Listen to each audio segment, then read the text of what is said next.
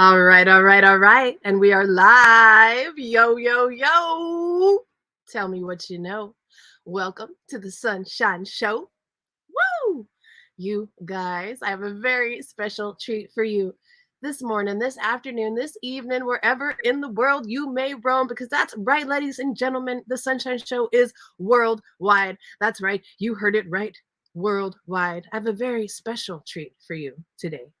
I have the one and only, the most amazing, the most fabulous, the most phenomenal, the most fantastic, the most Bowie of them all.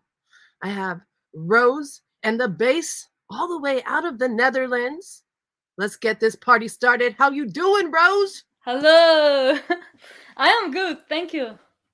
Absolutely. I'm so excited to have you on the show tonight. I've been a huge fan for a very long time. Tell me, where are you streaming from this evening? I am right now in Bushwick, Brooklyn, New York. Wow, New York. That's a long way from the Netherlands. How did you get to New York? With the airplane. No, sorry, this is so bad. Um, actually, I decided to stay a little bit longer. I was actually touring with Abracadabra. I was doing a tour in Miami, and I decided to travel to New York and discover the music scene. Very nice. And why New York? Because it feels for me like the place to be to discover like next level music and great jams and meet new people. And for me it was like New York is the next step of the next step after Amsterdam, where I lived. Very nice. All right, Rose. So, for the very few people who may not know who you are, can you give us a very brief introduction? Yeah, I am Rose and the bass from the Netherlands, and actually, I am about to release my second album. My first album was recorded in Mozambique 5 years ago, and so I have like an African background when it comes to music. But I'm actually like an all-round bass player, playing for several artists, and beside that, mainly focused on my own music and my own adventures with my YouTube channel, recording like weird videos, doing weird things, and that's me, and I'm 33 years old. 33. Now, I know in Asian culture, 33 is actually supposed to be the absolute best year of your life. I know when I was 33, I was on tour, and it looks like 33 is going to be the very best year of your life as well, Rose. I hope so. Very nice. All right, so why the bass guitar? Yeah, that's a beautiful question. Actually, when I was 8, I started to drum. I was a drummer, and I was teaching my little brother. I was living on the countryside in a super small town and just surrounded by 2 cows and 1 sheep. So not many people, and the people who are living there, they are definitely not musicians. Sorry for saying it, but I was like a different person. And when I started to play drums, I felt like, yeah, it was nice, but my brother got better than me, and from that point, I was like, wait, we should start a band. If he's like this great drummer, then I should pick another instrument. And my father was already a guitar player, and my mother sings. So there was the bass hanging on the wall in my parents' house, and I was like, why not try out this beast? And I touched it, and I'm not joking. When I touched this instrument for the first time, I was just playing the open strings. I remember doing some kind of an exercise from a book, this was my first thing. And I remember that feeling that this vibration goes through your body. That was incredible, and I literally fell in love with the bass from that moment. And I was so sure I didn't want to switch at any point in my future. And so far, I never switched. So I think I was 10 when I started to play the bass. So it's already 23 years ago. Wow. And whose bass was it that you picked up? My father had a Gibson Grabber. It's like a huge bass, and I was like this little girl, so this bass was bigger than I am. But I think that was even better because I felt the vibration even more because it was like a big bass and big sounds. Actually, it's great that you asked me the perfect question because my next album is about this. Very nice. That is so exciting. Now, being from such a small little town with a couple of cows and a sheep, as you put it, how did you go about learning the bass guitar? Yeah, mostly I've learned myself because I'm a little bit stubborn when it comes to learning from books. For some reason, I can't read any book. So, what I did is watching YouTube because when I grew up, YouTube was just starting off. So, I was able to learn via YouTube, listening to songs and just analyzing the bass lines in the songs and trying to copy it. I think that was the best way to learn from me. Just listening to the bass and trying to play it. Yeah, absolutely. And I think that's the way to go for a lot of people. Now, I know YouTube, I feel like 23 years ago, YouTube possibly was still like a new thing coming to fruition in the universe, for lack of a better word. So, did you and your brother do a lot of, practicing and figuring stuff out by yourself as well? Yeah, we did. We were figuring out some songs. Actually, I started off with Rammstein. So that's totally what you wouldn't expect when you hear my music now. But people can develop and turn into other styles. So I started with that music, but I think I've learned the most from the jam sessions every Friday in my parents' house.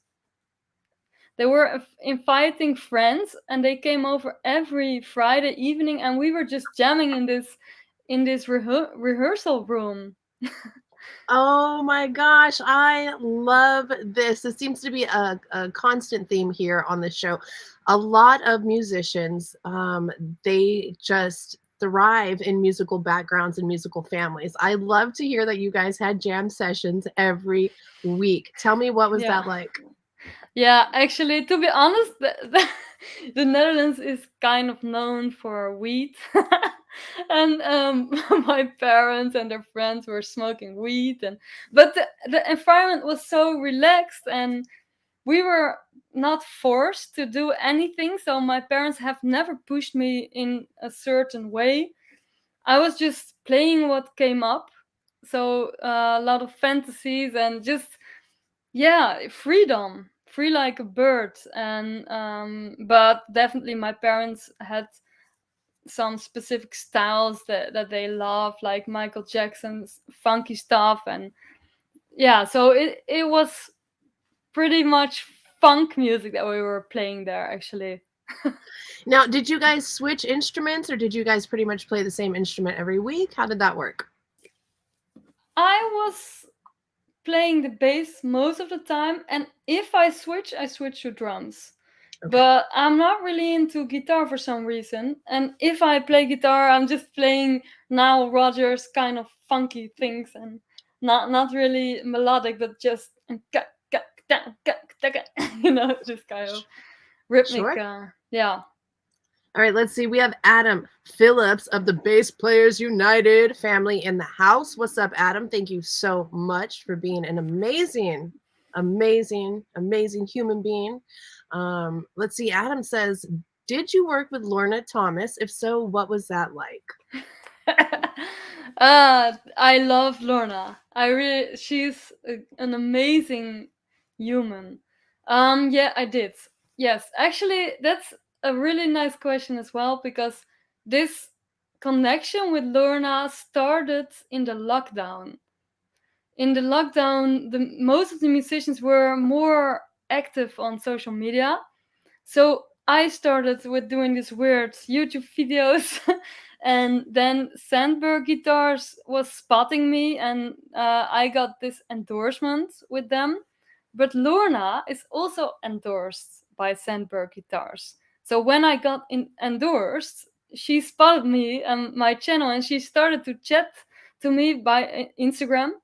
And then we were like, let's collaborate from a distance. She's from Scotland, and we decided to make a video together about Wolfpack Deantown and doing crazy things and ending up in the sea while it was December 8th. Means winter in the Yes. Netherlands and Scotland. Yeah. So how did that work out? I saw the pictures of you in your bikini with your bass on a boat. Tell me, how did that work out for you, Rose? Yeah, actually, doing these things make me feel alive, and I found out that Lorna is she became a great friend of mine because she totally understands this silly bullshit things, and that it's not always about um being showing off with your skills on the bass. Of course it's cool, but it's also nice to, yeah, to entertain people, and it's not only about the hand doing the tricks on the neck, but there, why not adding a little bit of comedy in it so that more people are entertained watching these bass videos. So yeah, me and Lorna have a really great connection. We're still calling almost every week for doing other collaborations, and yeah, we're just having fun while playing the bass. Very nice. That's the most important thing. From the words of Ellen Alverdeen, she said, if you're not having fun, then why are you even playing the bass guitar? Definitely, yeah, I agree to that. All right, let's check out this chat really quick. We got a lot of people here to support you today. Rose, we got my mama all the way from South Texas in the house. What's up, Mama Cantu?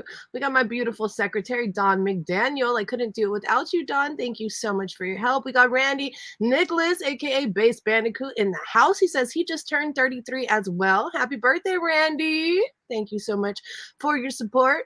We got Adam Phillips of Bass Players United. We got Scott Weiss of Underground Roots. We got Paul Tar all the way from Colorado. We got Megan Richardson from Ohio. What's up, Megan? Thanks for hanging out. We got Gary Smith in the house. Let's see. Megan says it's amazing when kids choose to go to the available instruments and ask for help by their own will. Powerful stuff.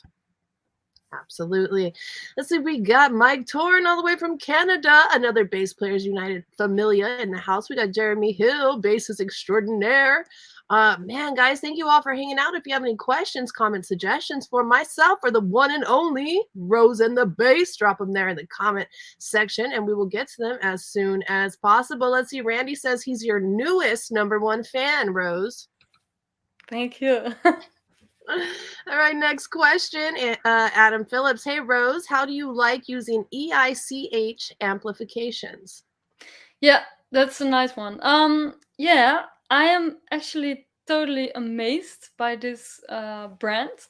I have to be honest to start with. I am not really I don't know a lot about amps, and the guys from Ike from Germany, they have tried to explain to me how these things work, but I am just super clumsy when it comes to amplification.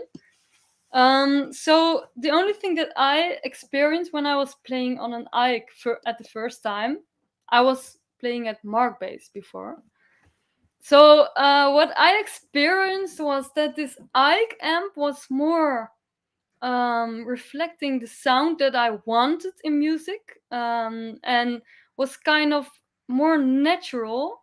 The Mark bass is great for slapping and has a lot of high and tick tick tick tick, like the highest.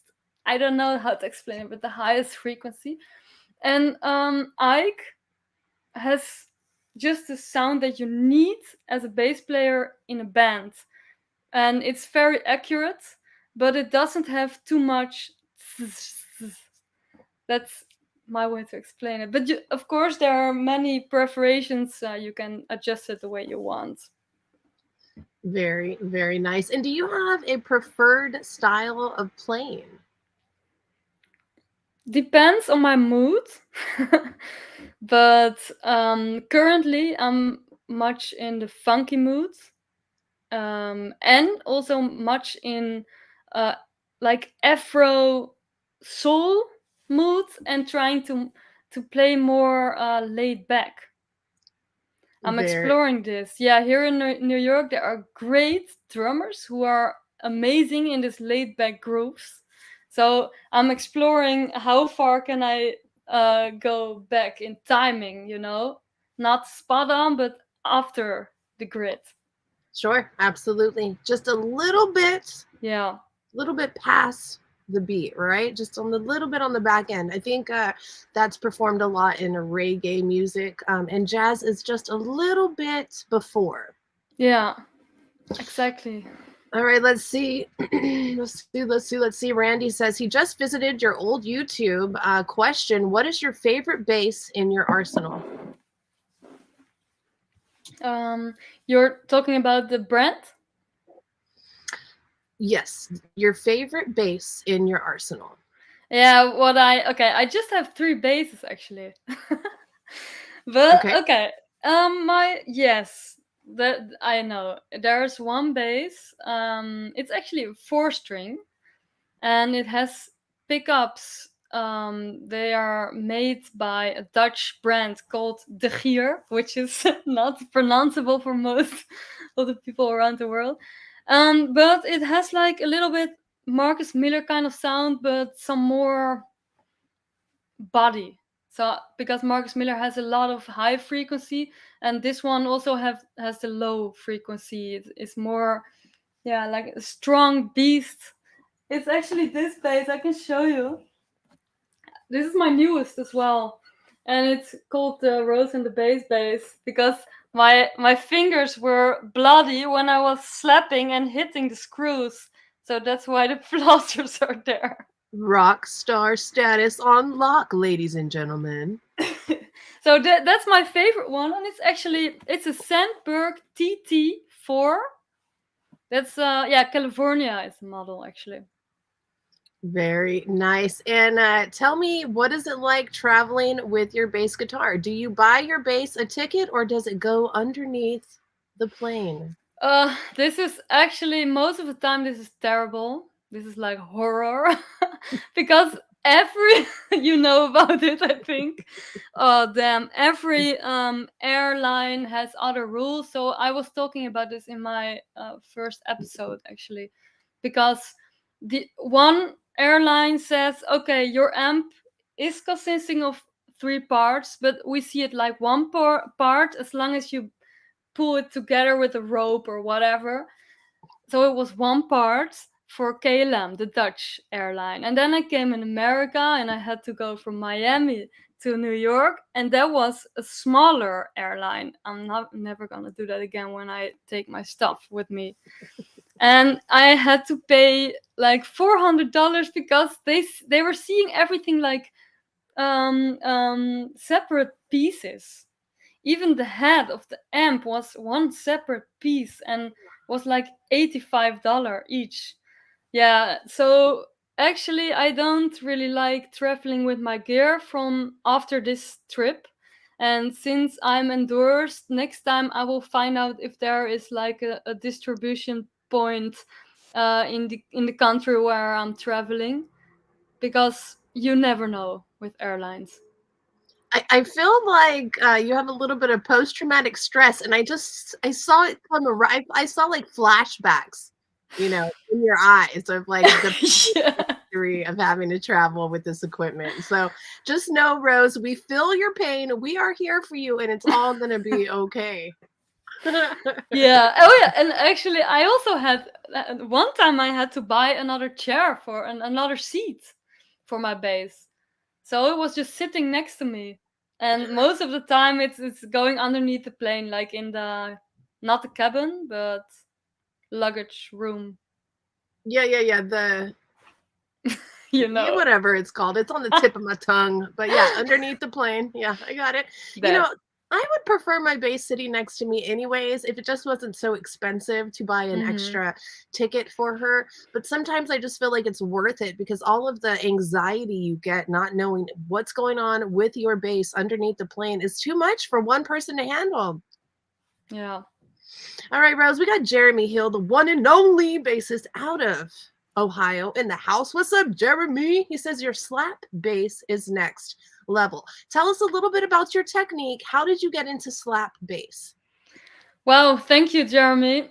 Yeah, I started practicing on the side of my bed when I was like, I think I was like 14 years old, and I started to get this wrist. Yeah, I don't know how I call it, but it's like a technique with the wrist, and you have to do it very fast. And yeah, I'm super bad at explaining this, but I wanted to make the wood from my bed sound.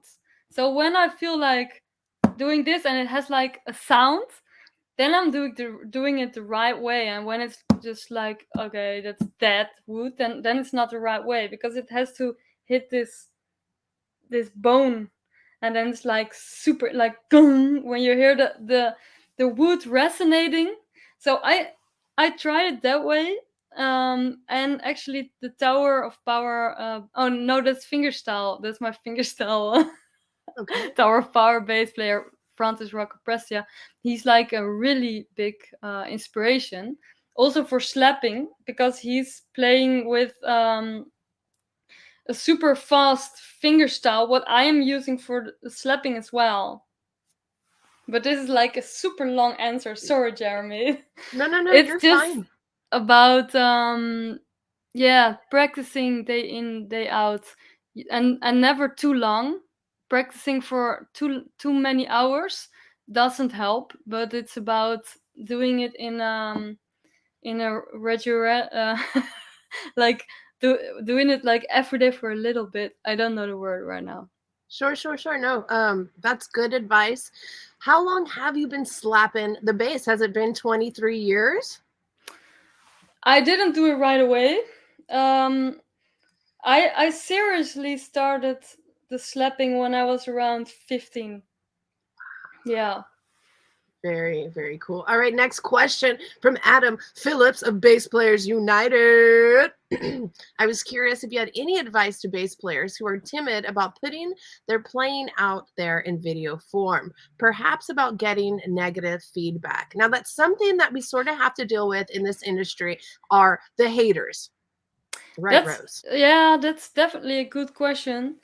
Actually, I'm also exploring this part. I can say that I haven't been through that much negative feedback. I've been pretty lucky with that.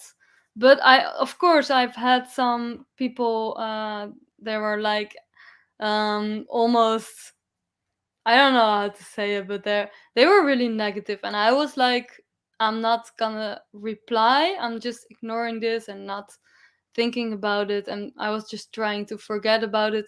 But of course, it does hurt. I mean, I'm not a robot, so when I see these kind of things, it hurts. But I think it's best to just when you have this feeling, talk about it with your friends or colleagues, and most of the time they will give you feedback like, don't listen to it, because you always have these kind of people. So I needed this feedback from my friends, like, this is always gonna be there. Even when you're the greatest bass player on earth, there will always be this rotten apples. And you have to stay put and believe in yourself. Yeah, absolutely. I know that I used to have a huge problem with trolls and it used to really hurt and then I just figured you just have to ignore them. Don't read the comments. Don't go back and try to defend yourself. Just keep moving forward because the reality is these people are jealous and have a lot of hate probably because you're either doing it better than they are, number one. Number two, maybe they are just, hurting and have like a lot of issues. It's never really about the person that's playing. I think it has a lot to say about the person that's commenting and leaving such negative feedback because there's just not enough room for that in the world. We need to practice positivity and building our fellow bass players up and not trying to bring them down. Yeah. And I think if you start to focus on these negative things, then you can better stop with it because it's about having fun again, right? Absolutely. And talking about fun, Randy says he saw you dive into the water with a bass on your YouTube. Now, we spoke a little bit about this earlier, but we did not talk about the details. Did you actually jump into the water with your bass guitar, Rose? Yeah, I did. Okay, I can tell you, I understand why people think like, maybe it's photoshopped or edited, But yes, I am really lucky with Semper guitars because the guys who are working there, they are a little bit crazy too. And they love it. They totally support it when I'm doing this weird stunt things. So they supported me with a stunt bass. Really? So you got a stunt bass. This is amazing. Yeah. I love that so much. So did you have to send the stunt bass back? Yeah, I mean, it's like, yeah, this base is actually empty from inside, so there's no electronics in the base. But it looks like it is actually it's a real base, but it's just like a prototype that they didn't use anymore. Oh my God, how fun. And who came up with the idea to actually jump into the water and the whole concept of the video? I think I was I think I was bored in the time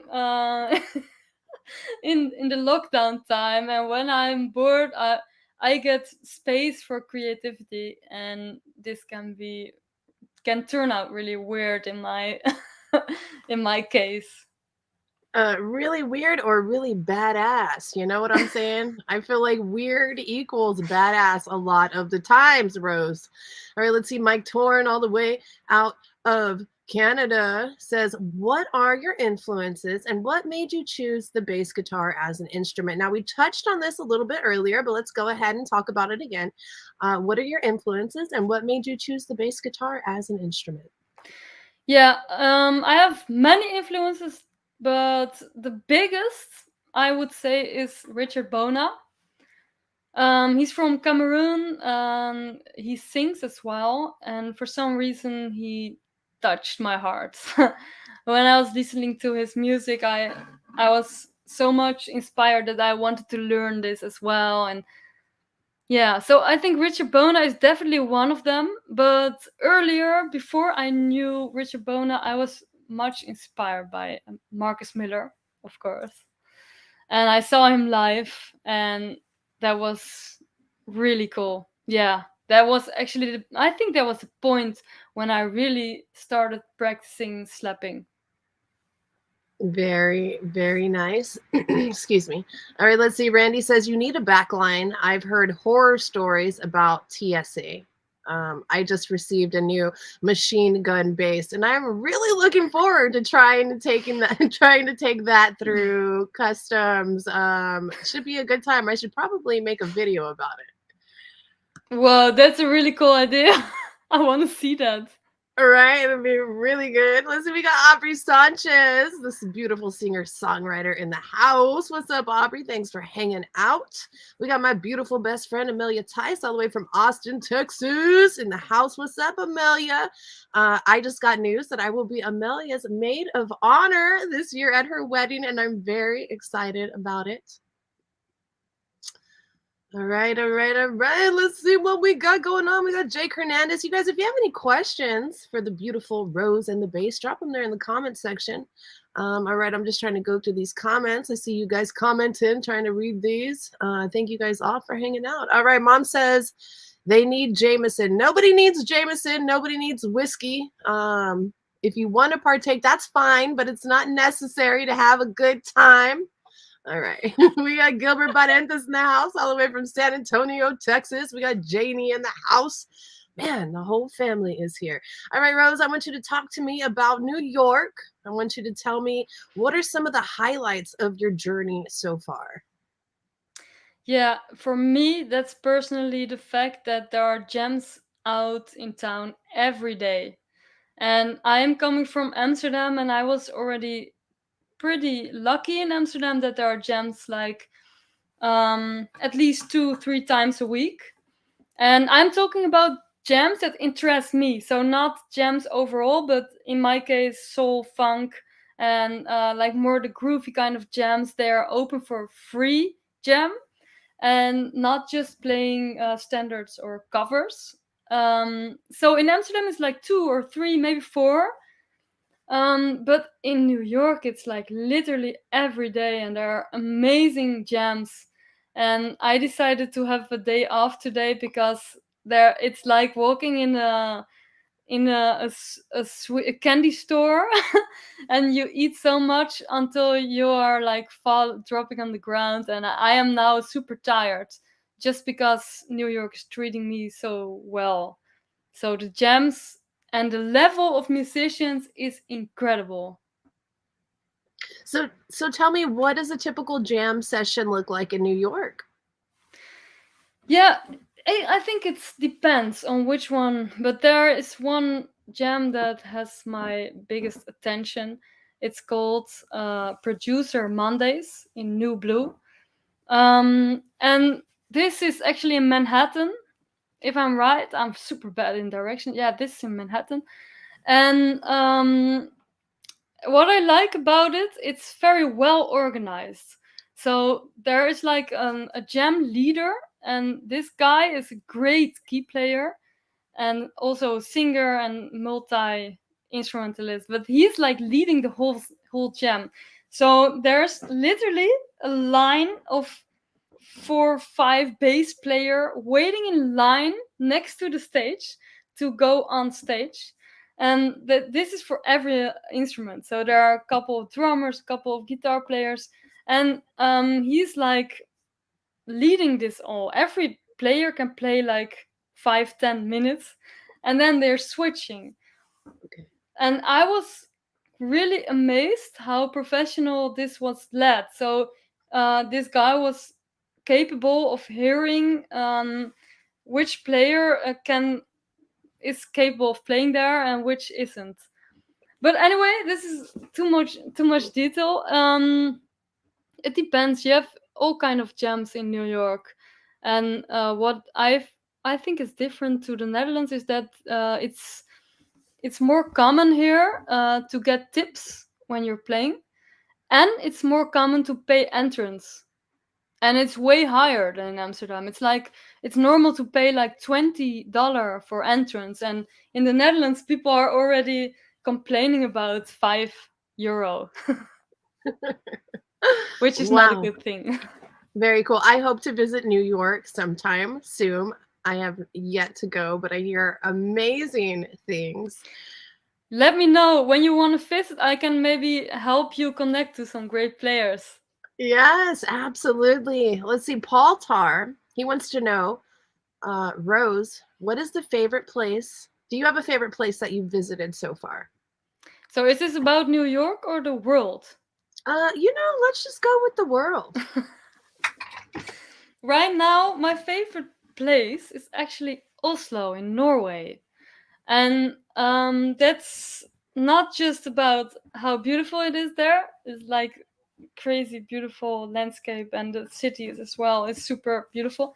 But the music scene in Oslo is great. And there are not many female bass players.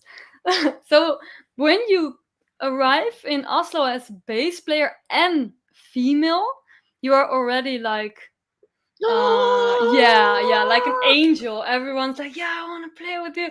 So I came there and I already got a couple of jobs to do, and I'm definitely coming back there because the pop music scene is really big in Oslo. So it's more pop compared to jazz. Amsterdam has more jazz, and also New York has a lot of jazz. I love jazz. I actually grew up playing jazz my entire life, and it's one of my favorite genres of music for sure. All right, Rose. Next question from Mike Torun. What's up, Mike? He says, Rose, do you have any advice for anyone just starting to play bass? Let me think.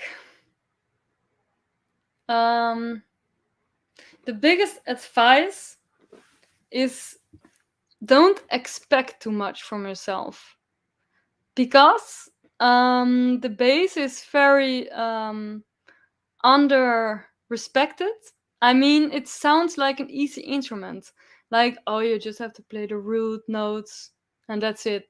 But it ain't. It's like the glue between the drums and the melody.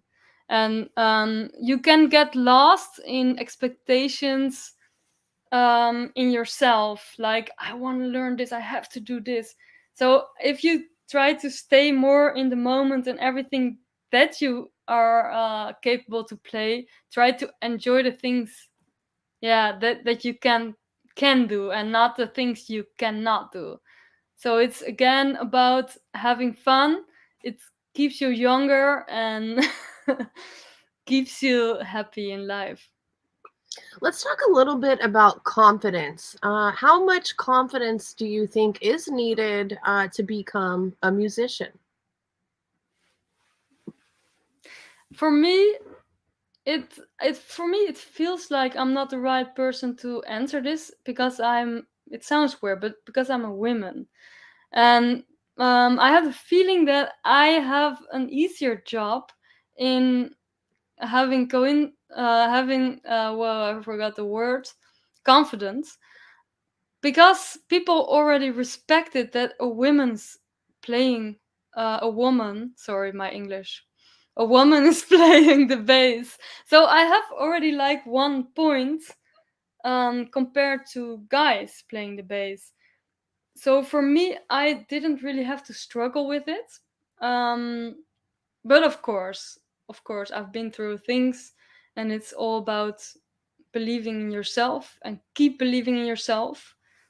um, yeah, I think that's the most important thing. And you need to have some people who believe in you as well. It's not just yourself, because if it's only yourself, then there is something you must look at, I think. Being a musician, it's a hard job, and it's very important to have a support system so you don't go crazy, because you absolutely can go crazy trying to be a musician and juggling so many hats. I like to talk about confidence because I do think it's important when you're playing a show and you're out on stage that you have to have a certain amount of confidence, and you got to believe in yourself, and you've got to absolutely seem like you just know what you're doing. Even if you don't, you got to pretend like you do. And I think just really knowing your part really helps with confidence as well. Definitely, I think it helps if you prepared your the gig you're playing, if you prepared well, and it's just about knowing that you prepared. That helps a lot. But for me, it helped a lot that I was jamming when I was a little kid, and I started to perform from a young age. I think I started to perform from 10, the age of 10. So you start to feel more comfortable on stage. So it's also just about doing it, and doing it as many times as possible. And for me, it was jams that gave me trust and belief in myself, because I was capable of playing in any kind of music, whatever happened. I was not prepared for it. So it's, yeah, it's like surfing on a wave and you don't know what's gonna happen with the water, but you're always prepared for anything. And that's also like, yeah, that's also adrenaline. Yeah, adrenaline is such a nice thing to kind of ride the high without the drugs, right? That's kind of what it is. I want to Yeah. talk a little bit about the formula and the process of writing an album. Now, you said that you have an album that's about to come out. Yes, All that's right, let's right. talk about it. I want to know all the little details that went behind this, because I know it's not an easy task to release an album into the world. No, don't underestimate that, definitely. But it's let's start with the first thing. It's really worth it, because when I released my first album, I found out it was actually like my card to enter the music world, because I had an identity since I released my first album. I was a person with a specific style of music and a specific style of bass playing. So yes, it is worth it, but I have to say that I went to a lot of pressure and stress, and yeah, you have to find out yourself, I think, what's all needed to release an album, because it's not just about writing songs and recording them and that's it.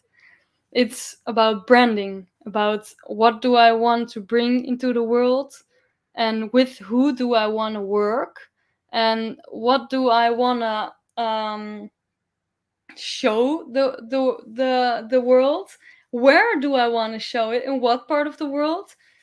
So, and it's not just, if you say I want to get famous in the Netherlands, then you have to be specific, like to in what areas of the Netherlands and what kind of music. So you really have to think about what you want to do. So it's about actually writing a project plan Okay. and finding the right people around you who are willing to help you. And this can also just be friends. It doesn't have to be like an expensive manager. I did it actually with most of my own, most on my own, but also with some friends who were willing to help me. But I almost, I was almost having a burnout because I wanted to do everything by myself. Okay. um, and the good thing about it actually is to find out what you can do by yourself, and to have boundaries, and to be able to spend um, jobs to other people, because it's probably the only way to do it. Otherwise, it's just crazy. It is. It's very hard, especially like with different personalities, right? You just really want, especially if it's your own project, your music, you want to do everything because it's very hard to give tasks to different people. But I think you said it right. It's very important to be able to delegate tasks to other people so that you can use all of your energy for the things that you need to do, whether that be like developing the song structure or whatever it may be. You know, Yeah. it's always nice to have help for sure. Yeah, because don't forget, it's not crazy to think about a percentage of 70% that you're working on branding, and you have to be really happy if there's 20% left to play the bass. Oh my goodness, you guys, we are here with Rose and the bass. Rose is originally from the Netherlands, but she's joining us tonight from New York. New York, New York, New York. If you guys have any last minute questions, comments, suggestions for myself or the beautiful Rose, drop them there in the comments section. Thank you guys all for hanging out with us. Gilbert Barenta says Sunshine, Tal Wilkenfield, Little Ellen, my favorite three female bass players. I'm definitely going to check Rose out. I guarantee you Rose will make the A list. All right, Rose, one question I ask all of my guests. If you could throw a dinner party for any five musicians, dead or alive, who would those five musicians be, and what would you serve at your dinner party? 5, right? Okay. I would love to meet Gregory Porter. Okay. He's one of my favorites right now. Corey Henry. Actually, Jeff Beck was my favorite guitar player, because he's actually a big inspiration for me as a bass player, the way he plays on the guitar. That's 3. Richard Bona, of course, number 4. Um, number 5, Sunshine. Oh, I am the life of a party. I will tell you that much, Rose. So thank you for the invitation. I do accept. And what will you serve at your dinner party? Oh wow. I think something that people don't expect. Maybe some worms, some crickets, fried, and extra spicy. So you're That's a first, ladies and gentlemen. I've never had fried bugs on the show. I'm pretty much loving it. Okay, Rose. Spicy fried worms and beetles. Beautiful. I love it. I once ate at a food truck called Don Bugitos in San Francisco, and I had some fried worm larvae. Is that the correct word? I feel like it is. Mealworms. I think that's what it was. Fried mealworms in a taco. yeah, I know what you mean. I have never had it, but I'm open to try. I think that we are going to have a really great time at this dinner party, Rose. I'm super stoked to be there. I'm all about it. Let's see. Don says, there goes the neighborhood. The neighborhood was gone a long time ago, Donovan, but thank you so much for pointing that out to me. All right, everybody seems to be very excited with your food choice here. Some people are not going to eat the worms. That's okay. You guys don't have to eat. All right, let's see. Let's see. I am also Dutch, although I don't speak the language. Rose reminds me of talking to my relatives with that accent. Thank you for that. Also, I'm now craving Ollie Bolin. What is Ollie Bolin? Oliebollen. Oliebollen, that are actually like, well, how do you say that in English? It's like fried flour, fried flour.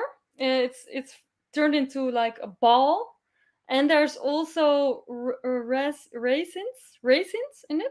Okay. Say the am I saying, yeah, and so Yes. it's like a crunchy ball, and I like it. It's good. It's typical Dutch. You eat it when it's New Year's Eve. Very nice. So, how long will you be in New York? When are you going back to the Netherlands? What is your plan, Rose? Well, I'm thinking right now, will I tell this? Because in my YouTube channel, I decided to tell it not in the second episode, but in the third episode.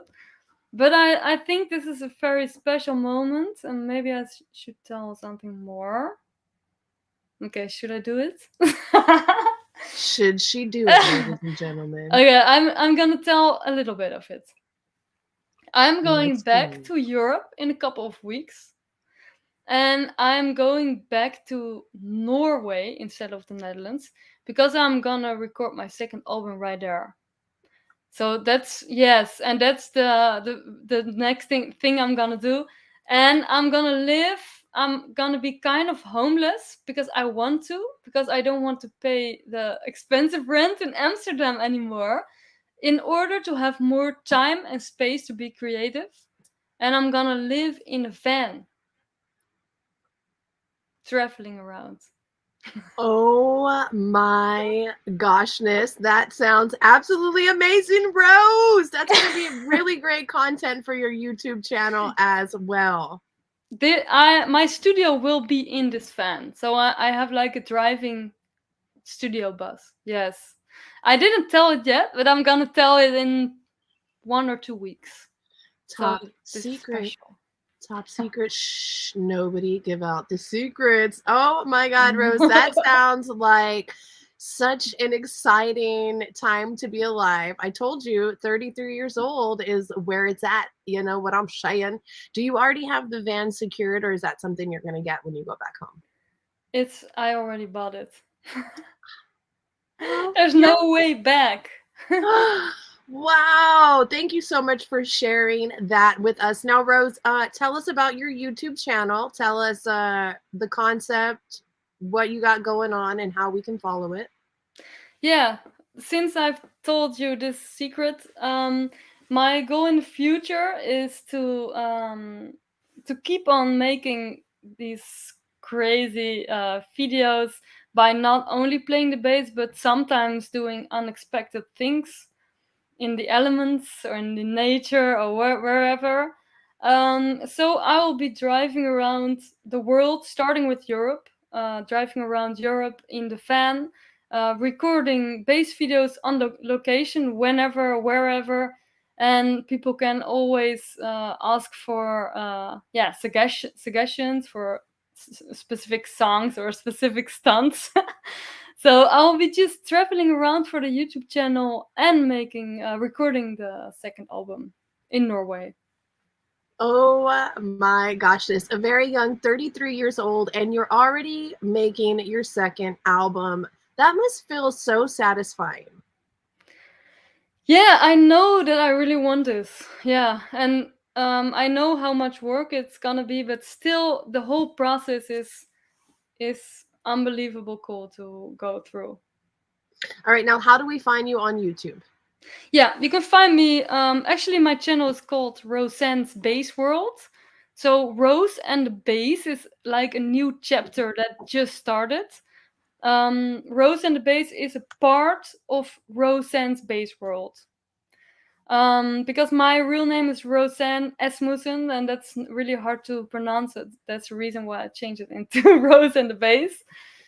Um, what did I want to say? Yes, subscribe to Rosan's Bass World.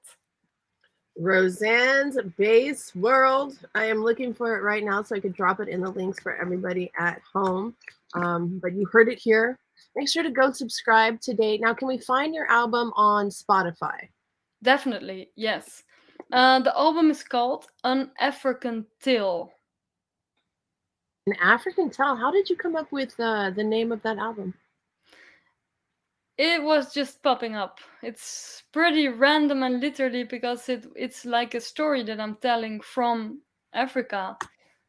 I was there for a couple of months, so I'm telling the people in the world about Africa, an African story, Oh my a God. till, How, till. Rose, you're so inspiring to so many people. How do you get around Africa, the Netherlands, the United States? How are you able to do all of these things?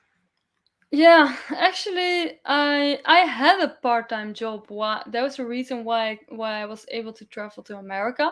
I was like a music therapist, and I still love that job, but I was too much into it, and I didn't have much time left for my own music, because I was, yeah, was so intense. So that's why I quit this job. And the way for me is mostly crowdfunding to do it.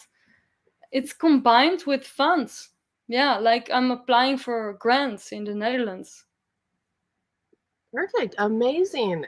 Rose, thank you so much for your time tonight. We're going to start wrapping this up, you guys, in about 5 minutes. So if you have any last minute questions, drop them there in the comments.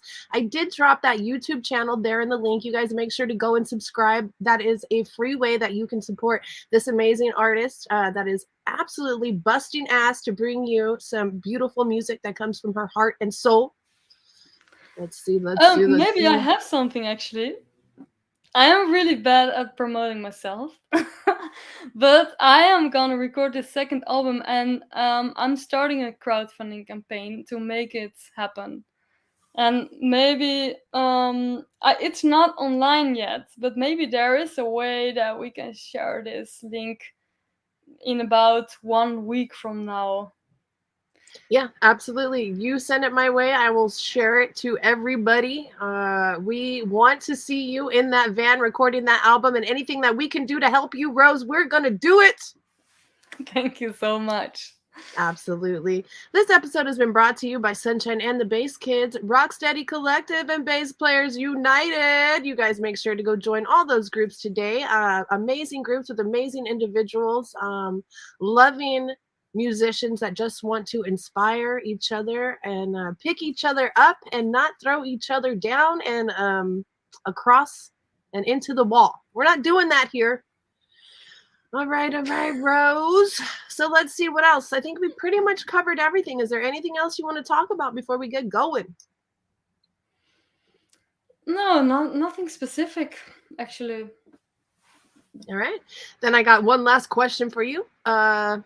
And we have already kind of touched this, but I'm going to give you an opportunity to say something else. What is your best piece of advice for everybody listening at home, watching on the live stream, listening on the podcast? This would be your best piece of advice for musicians, just life advice, whatever you're feeling.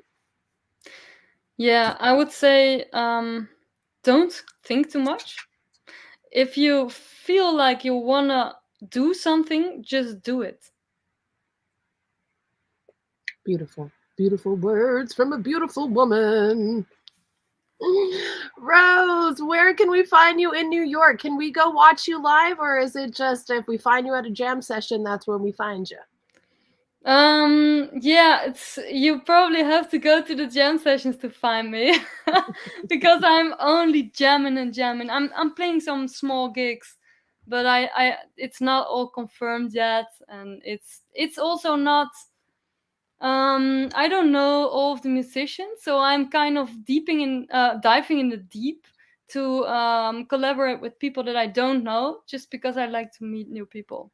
So I mean, these are not Rose and the Bass shows, but I'm playing for other artists. All right, very nice. You Yeah, guys make sure to go follow Rose and the Bass. Go subscribe to Rosan's Bass World. Go download that Spotify album. Rose, I feel. Do you remember that show? Where in the world is Carmen San Diego? Did you guys get that in the Netherlands? I'm not sure.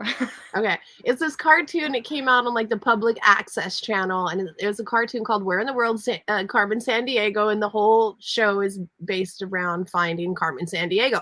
I feel like we can redo this with Rose and the Bass. Where in the world is Rose and the Bass? You know what I'm saying? We got to know Yeah, where you are at all times, Rose. So just putting that out there. Maybe you can make that a little piece of a segment on your YouTube channel. yeah. Where's Rose? where, where in the world is Rose and the Bass? All right, Yeah. guys, we're gonna get out of here. We've had an amazing chat tonight with Rose and the Bass out of the Netherlands. She's doing amazing things, very inspirational. Make sure to go follow her and do all the damn things. I will be back later this week with all kinds of guests, lots of pop ups. Look And at that. cheers from the bass because I'm not alone. Rose and the Bass. All right, guys, we're getting out of here. Until next time, make sure to be kind to everybody. You never know the issues, the battles that people are facing. Try to keep a smile on your face. Practice your bass.